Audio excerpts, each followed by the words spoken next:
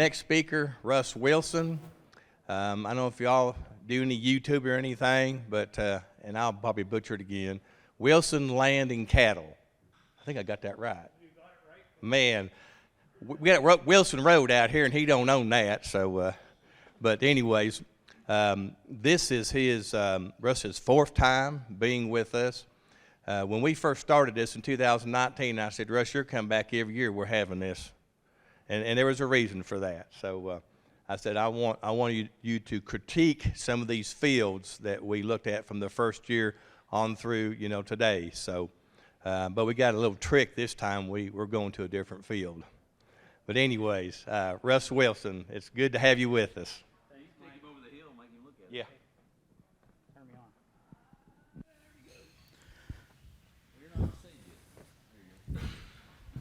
Mike doesn't know it, but I was over in his fields already looking to see how well he's done. As Mike said, it's my fourth year here, and it's a pleasure. For the folks that don't know, I'm in northwestern Pennsylvania. I'm not going to go deep into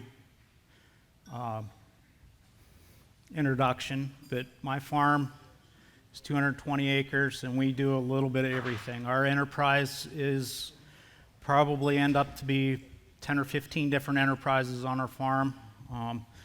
And this coming year, we're actually to the point where we might be able to hire a full-time employee.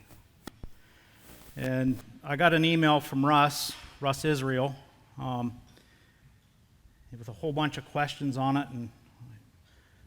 And so I'm going to try and cover, I've never done a gardening presentation, but it's pretty exciting for me. I usually stick to grazing, and I'll still answer your grazing questions, but we're going to talk about gardening today.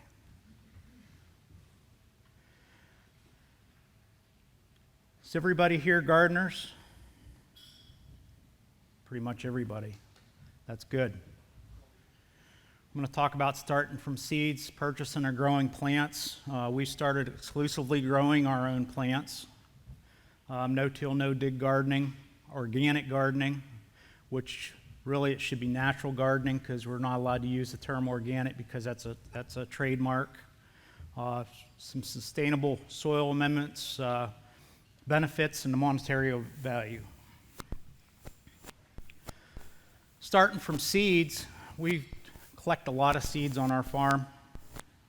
I don't know, it's just one of those things that I do. I collect a lot of seeds. And this tomato here was collected for 20 years, and collecting your own seeds is not that difficult. Just take the seeds out of that, put it in a jar, let it rot for 3 days, put water in it, your good seeds will sink and your bad seeds will come to the top. You take them, you dry them, put them in an envelope, mark on them so we don't forget what varieties we have. I've been looking for a large tomato like this for a very long time. This tomato is probably that big around, and it's just absolutely delicious. There's a lot of seeds that you can save: tomatoes, peppers, beans, peas. We save our own beans, our own peas. I do not save our peppers because we do use a lot of hybrid peppers. And you can also save biannual crops like carrots or beets or whatever.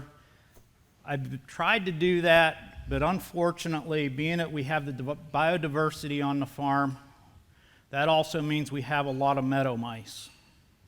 And meadow mice will break through anything to get to a carrot that's frozen in the soil. So I've never been able to get my biannual crops because you got to winter them over and then they seed the following year. You need to prioritize your open pollinated varieties versus your hybrids, because your hybrids, if you collect the seeds, it won't be true to variety.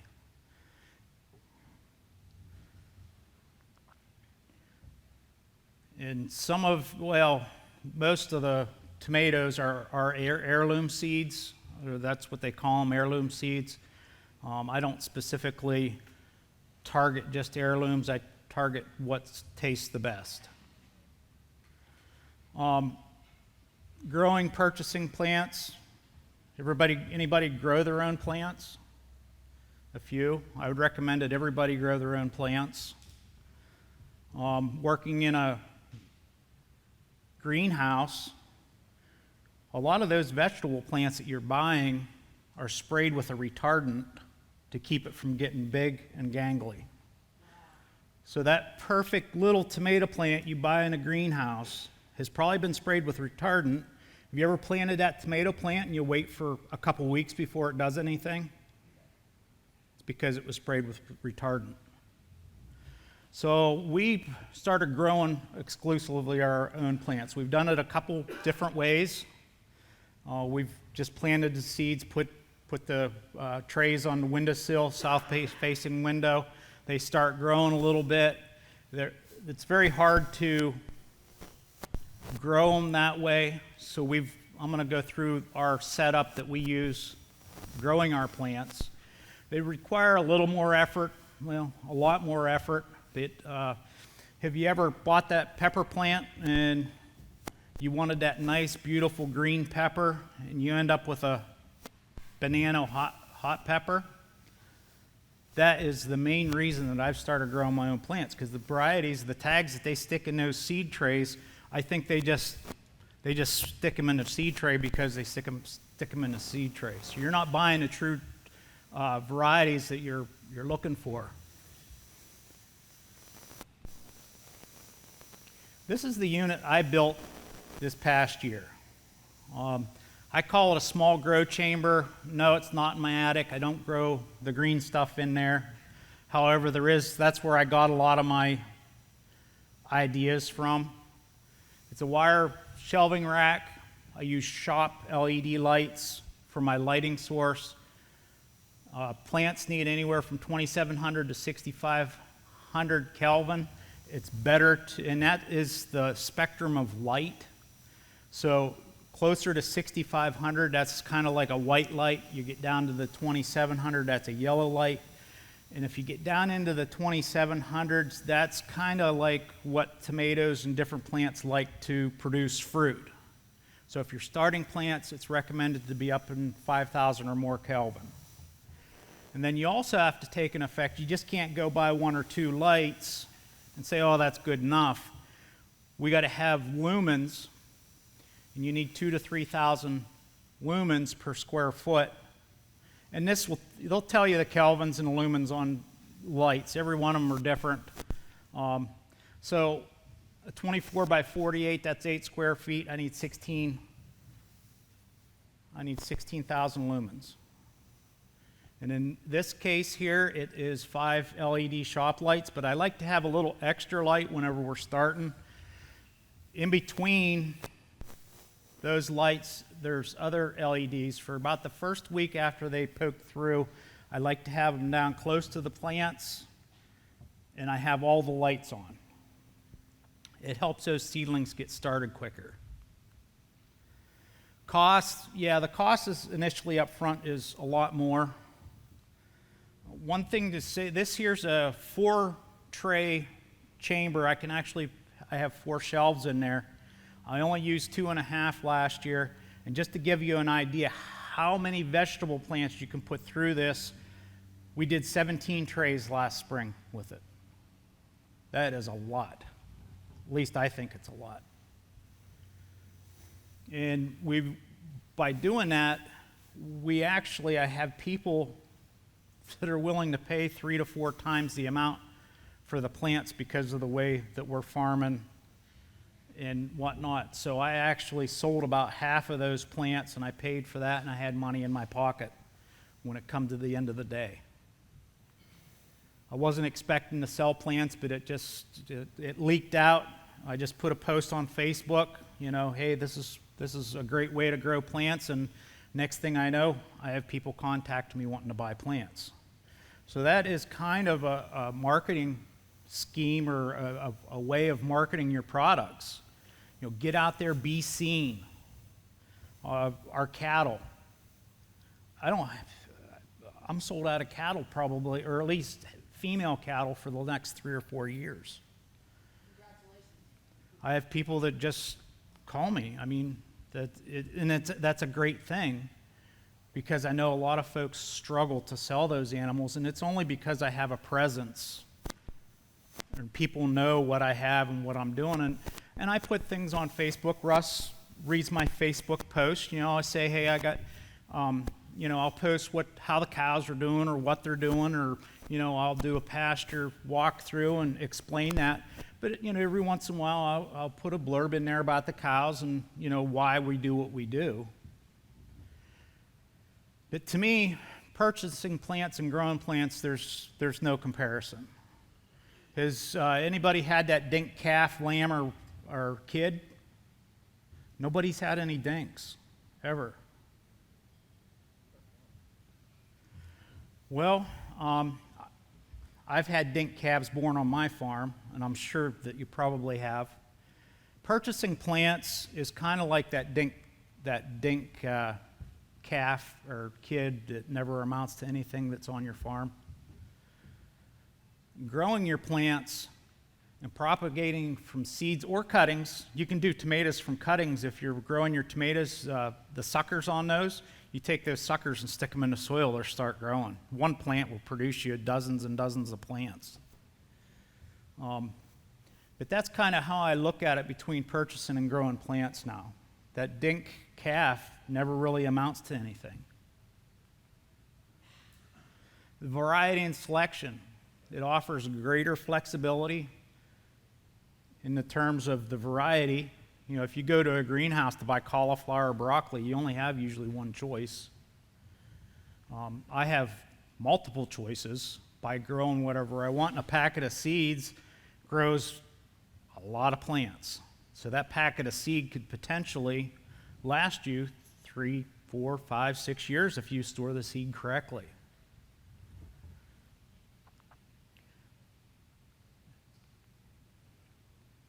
The risk and success rate.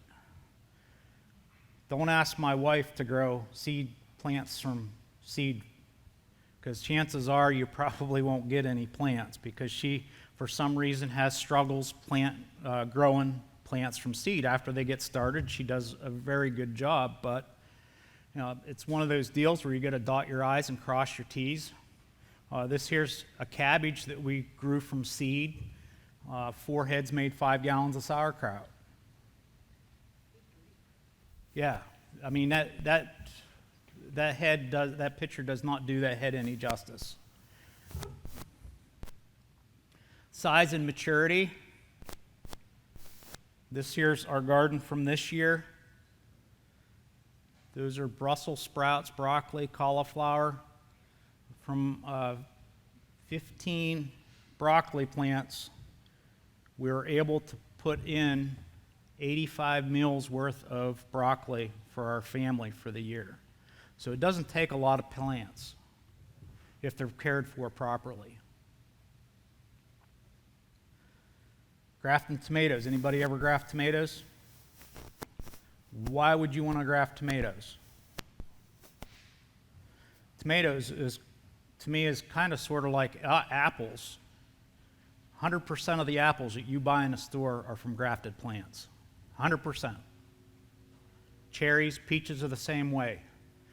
So grafting tomatoes, you can graft tomatoes, peppers, cucumbers, pumpkins, whatever. But I like to grow some of the heirloom tomatoes if you have a special one that you like the black crim. I like the, black crim. It's not a very productive plant. You only get 10 or maybe 15 tomatoes and it's done. By putting a strong root system under it, and that's Maxifort, and it's not a GMO. That Maxifort is actually an open pollinated rootstock, but that rootstock is a lot stronger, and by grafting those tomatoes, you can increase the yield 40 to 60% just by grafting the tomatoes. So if you're kind of pinched on space, greenhouse tomatoes. That's a good idea. And another thing with grafting tomatoes, if you see back in here, that's a tomato that I really like, but it's the mortgage lifter. I'm sure that folks have heard about but it's susceptible to disease, very susceptible to disease. The maxifruit or maxiflora rootstock is very disease resistant. So grafting the two together, you get the best of both worlds. It's kind of like apples.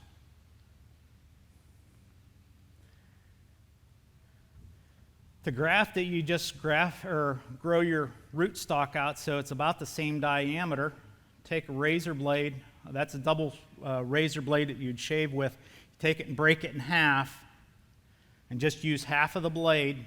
That way you can put your thumb or finger on it without being cut. You cut it on at about a 45-degree angle, both plants. Okay? And then we use a grafting clip. It's made out of, it's kind of like a rubberish type material, but we put that on there. It kind of looks like this when we do that, and you can see that we cut most of the leaves off the upper plant. We cut the leaves off because it helps with the humidity or helps with dehydration within the plant. And we put it in a humidity chamber for approximately 2 weeks. We keep the humidity up, and that helps the part that we grafted on because it's very susceptible to drying out. And after 2 to 4 weeks, we have a grafted plant. It's not hard, and it works really well. You can see here's my mortgage lifter and my black creme. Those are all grafted plants. There is a different type of clip that you can use, and these clips are like a penny a piece. They're very, very inexpensive. And it's something fun to do. My kids actually help me do a lot of our grafting. I'm going to talk Friday more on fruit tree grafting. My daughter helped me a lot with, and my son actually helped me more with these. But they find it very interesting, and it helps keep them engaged on things on the farm. You know, if they start losing interest in the farm, the next thing you know, they don't want nothing to do with it. But both of my kids are very, very interested in the farm, and this here was a great project for them. No till, no dig. You've seen back in the beginning, I have landscape fabric down. It is a no-till garden. What we'll do, and we're working towards trying to just do cardboard and wood chips only. But what we'll do is we'll take manure, I call it manure spreader loads. My manure spreader holds 160 bushels. I put 3 loads of 160 bushels of composted manure on a 100 by 100 foot area, and then I'll put 3 loads of wood chips on top of that. Then we'll lay our landscape fabric on top of that. We burn our holes in our landscape fabric, and we plant our plants directly into that. So you can see here, this reddish here is actually grown in straw or hay. Actually, it was actually hay that we grew those radishes in, and that works well. You know, your biggest problem with your vegetable plants is competition. You know as well as I do, but you still need the biodiversity. There's one of Ryan's rhubarb plants. That was shortly after we planted it. That plant's doubled in size. The leaves are doubled in size. Now that is a true no-till, no-dig area with no plastic, no landscape fabric. We planted the rhubarb, and then we put the composted, half-composted cow manure down, 4 shovels to a plant, and then we covered the bed with wood chips. We have a ton of wood chips. Our tree service guys they have me on speed dial on their cell phones, and they have my farm pinned. So the guys that they're working with throughout the whole company, if they're working in our area, they just pull this map up and they have different pins for different locations. They'll call me up and say, hey, I got a load of chips. I said, I got a good place for them. And, they're happy to bring them, because a lot of times those wood chips, the landowners or the folks that they try to give them to want them in the very poorest areas that they can either get stuck or they're potentially causing an environmental hazard. They were dumping wood chips. I bet you they had 50 loads of wood chips within 15 feet of a trout stream, just down the hill from me. If that isn't an environmental hazard, I don't know what is. So if you have an opportunity, I don't know where you guys got your wood chips out here, but the tree services, the guys that do tree trimming, they're usually happy to give those to you. They're free. It's free fertilizer and free organic material. There's a lot of good benefits to it. The soil health, this here picture here is some of the roots and some of the biomass and the earthworms that are in underneath our landscape fabric whenever we do the no-till, no-dig. One of the things that we do is we move that garden every 2 years. We move that garden every 2 years. One of the reasons for that is buildup of disease. We can move on. If you keep putting your tomatoes in the same place year after year after year, you're going to have disease problems. It's just the way it is. So we're able to get away from the disease problems. So by moving the garden, we do well. But the microorganisms, the microbes, the earthworms, I didn't mention it in here, the fungus. When I was digging some potatoes shortly before I came down here, and Dr. Alan Williams was talking about mycorrhizae fungi. Well, we talked this morning about it. I dug down approximately 8 inches down into the soil. In the face of that soil, not only the aggregation, but it was white. Like if you were to buy a block of mushroom mycelium. It was just completely white, and then the aggregates of soil was incorporated into that piece of soil, I guess, that I dug up. And potatoes are very, very susceptible to disease.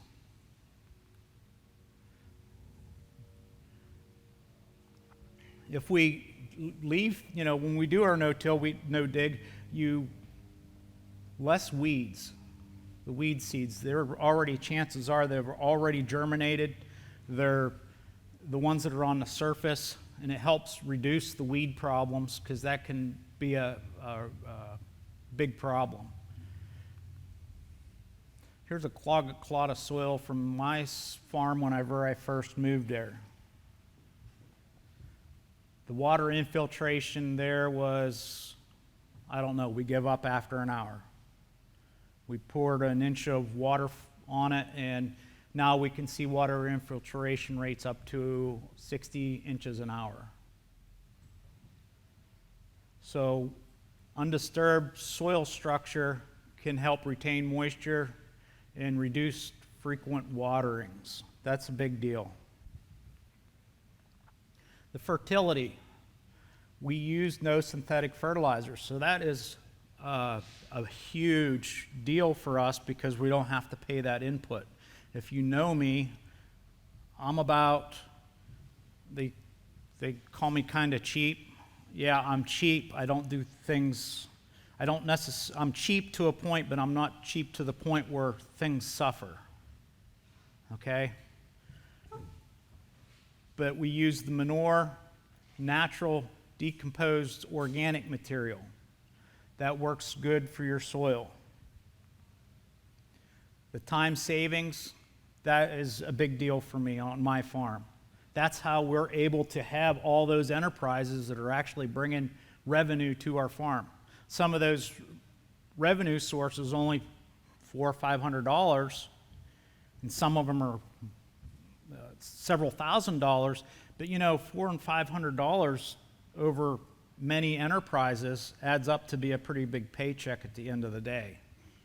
You know, just like those plants, and I can foresee the plant business kind of booming for me because of the aspect of the plants are true to variety. I've had people that have called me up that got my plants this past year and say those are the best plants that we've ever had. So that's a good rapport with my customers. That's my daughter and my son's donkey.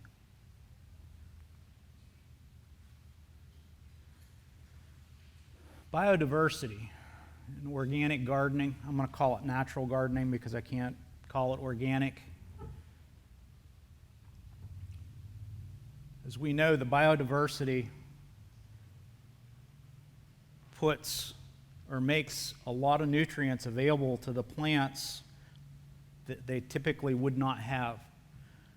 The nutrient density of our foods are 50% of what they were in 1965.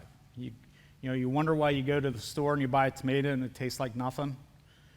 Or I thought celery actually tasted good whenever I, would buy celery in the store. We grew celery for the first time this year.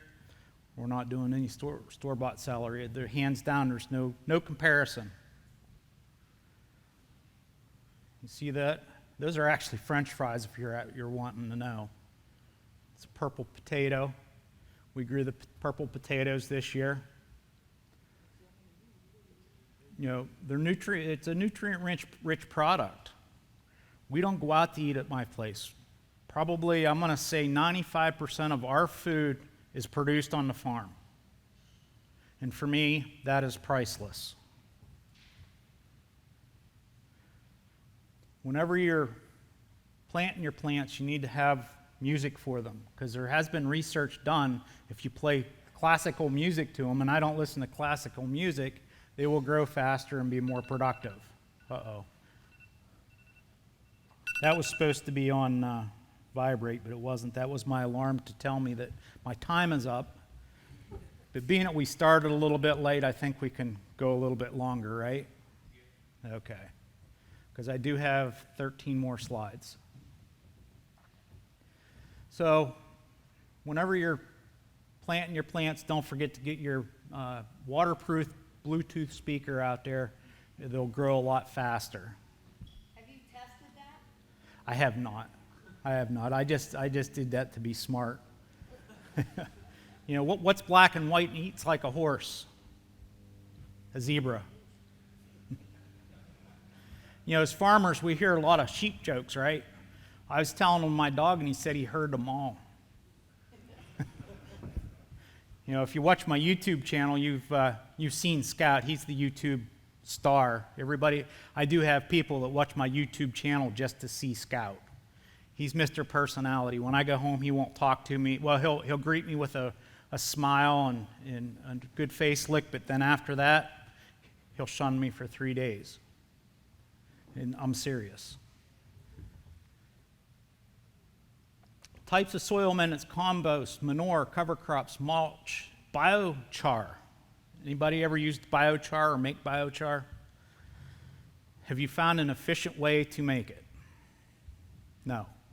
That's my problem with biochar. It works very, very well. I've worked with a gentleman up in my area that he's been on biochar the whole time that he's been working with plants and stuff, and he's had very, very good, tremendous results. I have a friend that makes it and feeds it to his cows to get the biochar out onto the soil. My drawback is time making the stuff. It's good stuff, but it takes time to make it, and if you buy it, it's expensive. And then your mulch, your free wood chips, that's a lot of nutrients that you're bringing to the farm. Cover crops, we've tested soil in along radishes. They actually help bring up sulfur. My farm was naturally deficient in sulfur, and we planted some radishes, And testing those soils, those radishes increased the sulfur content in my soil.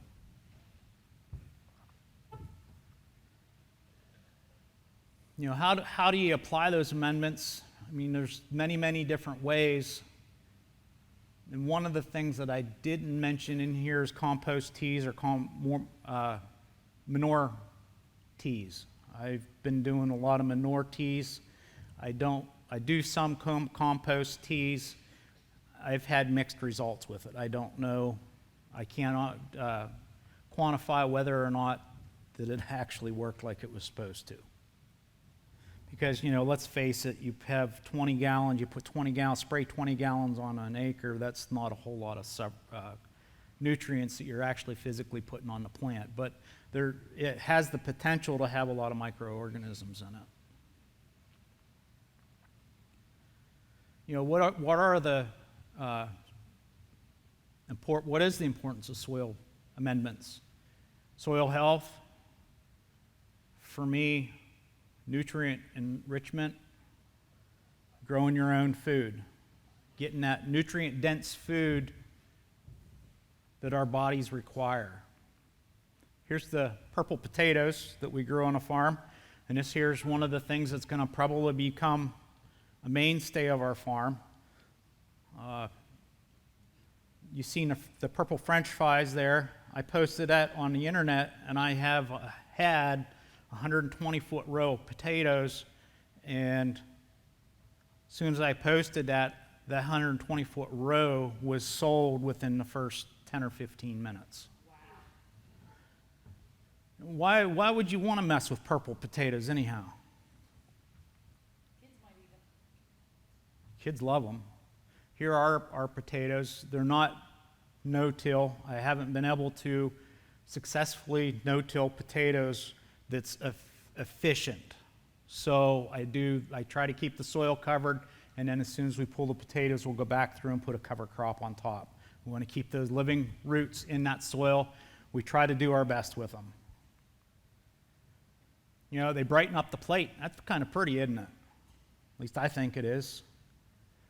There's some of our corn. We have people that drive miles. I have people that our corn, our beef, we have people that will come from Washington, D.C. I live up in northwestern Pennsylvania, which is, I believe it's around a 6 or a 7 hour drive to buy our beef. We have people from Columbus, Ohio, which is 5 hours to buy our beef. My sweet corn is becoming kind of famous like that. I have people that will drive an hour just to buy our sweet corn.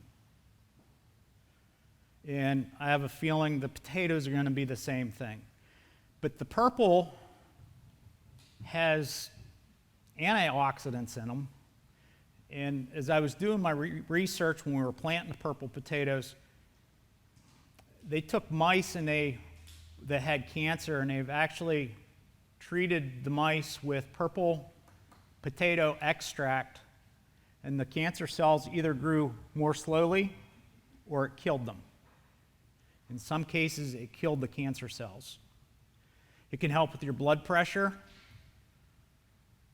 And the antioxidants, hands down, in our purple foods, blueberries, purple potatoes. We grow purple sweet potatoes.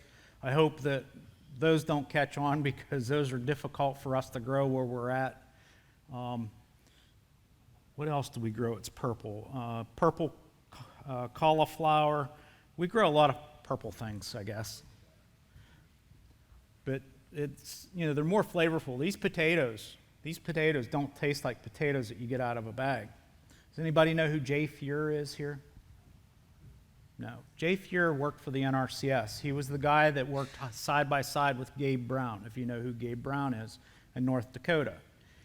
Jay Fuhr was to the farm, and whenever he left the farm, he needed to go catch a flight in Pittsburgh, and I had the opportunity to ride in a car with him, and he was telling me about the potatoes that are irrigated that he worked with. Well, at that time, those potatoes, Jay told me that they were sprayed on an average of 14 times throughout their growing cycle. Okay? That is a lot. And I talked to Alan earlier today about that, and he says it's more like 20 now. But one of the things that really turned me on the potato thing, from what Jay said, and I did further research to find it, he's true on his word. Whenever they pull them potatoes out under those pivots, they spray them. They put a ribbon around them that says, "Do not enter." Because the spray that they put on those fields to sterilize them so that we don't get the disease in them is toxic to humans, but yet they're planting potatoes in it. From that point forward, I really have a hard time buying commercial grown potatoes. So for me, it was important to start growing my own potatoes, because it kind of scares me a little bit that they're using chemicals that are toxic.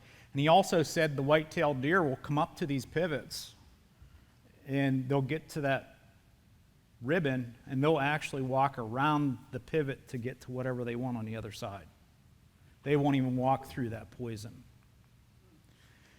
We're doing mushrooms now on the farm, which is becoming a pretty good thing as well.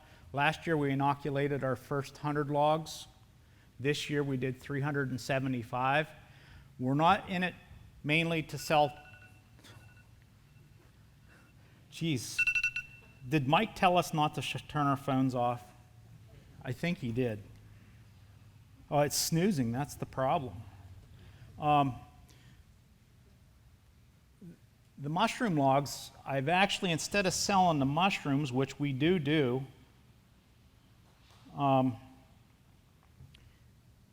we actually sell the mushroom logs themselves, because people really like to grow their own food, but yet they don't want to go through the inoculation process. And mushrooms is kind of a hot commodity right now. You know, everybody's into mushrooms for health, for their health benefits. And we sell our logs at $10 a foot. So that log, those are 4-foot logs, $40 for each one of those logs that's sitting in that pile. That's a huge revenue for us. And if I have to ship them, I just cut them in half, put them in a box, and ship them. We did try force fruit in our logs this year. It worked pretty well. This here's our first major flush. We got three garbage bags, 3 grocery bags full of mushrooms off those 100 logs that we inoculated. And out of those 100 logs, 25 of those were oyster mushrooms, but these here are shiitakes. Well, what is that? Excuse me? Oak. Shiitake's like oak. You know, each mushroom specific, but you can use different types of wood. Most generally, it's hardwood. Doesn't matter. We tried to use white oak if we had it available, because that log will produce for as long as it can hold together. So white oak will last approximately, a log will last 10 to 12 years. So once you inoculate that log once, it's good for 10 to 12 years if it's white oak. Red oak breaks down a lot quicker. You're looking at about 6 to 8 years. This year was our first year seeding onions from seed. Has anybody done that? The best onions we ever grew. My son can make the best onion rings ever. They're sweet, they're juicy, and they have flavor. Right there. And they're fried. And they're fried, yeah. They're fried. We don't eat a lot of fried foods, but that's one of those things. You can see my hand's not that big, but that onion's about 4 inches across. Grown from seed. I planted the seed in January in my little wire rack seed grower. These are some of the sources. I got my purple potato information from healthline.com. And then there was the looms, or the looms in the Kelvin units. I got the information from here. Do I have any questions? Russ, you talked about potatoes earlier. We do sweet potatoes and we do kennyback. Are you supposed to plant the potatoes back in the same place that you planted the year before? I've heard that. Planting potatoes in the same ground year after year after year is a problem.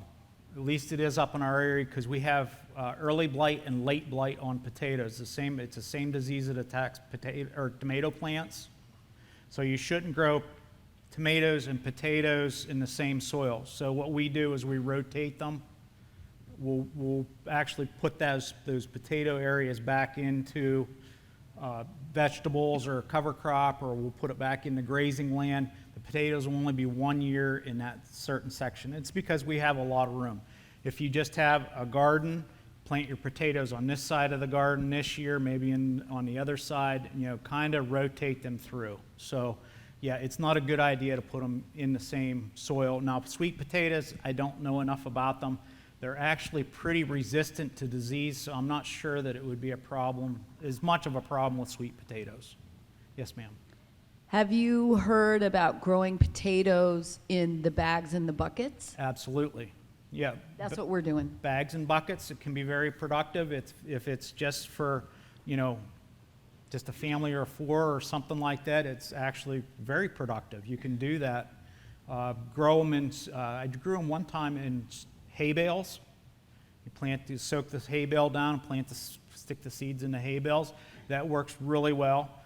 But on the scale that we're doing it, it's too labor intensive. But yes, pails and bags and whatever, it works extremely well. And they're easier to harvest. You just take the bucket, dump it out, get your potatoes, and you're good to go. Yes, sir. So, Russ, you talked about moving the garden location in order to manage bacteria and disease and such. Yes. So if you're using elevated beds, does that change that equation?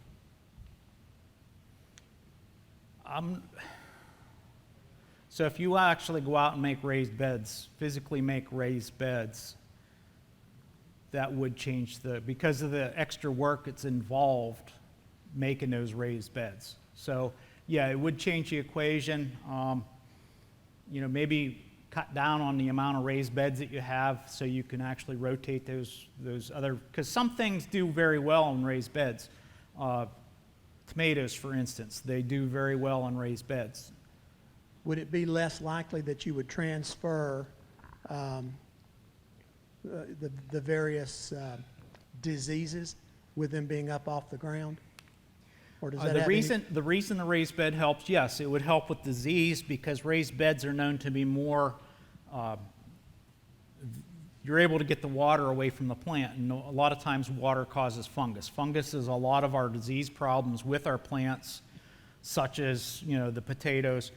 And one of the ways I was already set this year, has anybody planted potatoes and had the Colorado potato bug come in and pretty much chew them off? I was ready for them this year, but you know what? I only had a handful of potato bugs. But my control for the potato bugs is ducks. Ducks love bugs, and they won't hurt the potatoes. Yes, sir. You had a pretty nice looking head of cabbage there. One of the things we struggle with a lot is worms getting in our cabbage. Do you have any tips or recommendations for that? We've been managing our farm as regenerative for many years now, and we have a lot of biodiversity. And as far as managing, try and encourage your predators. Plant, on my farm I have wildflowers everywhere. I have 200 bluebird boxes up. The bluebirds, I have netting around my garden because we got the groundhogs and the rabbits will clean us out in a night. The bluebirds and the swallows will actually rest on that netting, and you can see them going down into the garden and taking bugs because we're not using any chemicals or anything on those plants. And we get a worm occasionally, and my neighbor, he gets sweet corn off of us every year, and he won't buy sweet corn any other place. And he posted a Facebook post that I cheated him. He only got 2 worms in his 4 dozen years of corn. So, I think the biodiversity, encouraging your predators, birds, insects, whatever, is going to help with your worm problem. And another thing with worms, rotate your crops so the worm load doesn't build up in that certain area. And a good sign of worms too is no pesticides. That is. Yep. Anybody else? You guys are going easy on me today. No one? Nope. All right. Russ, thank you very much. Appreciate Thanks for it. having me.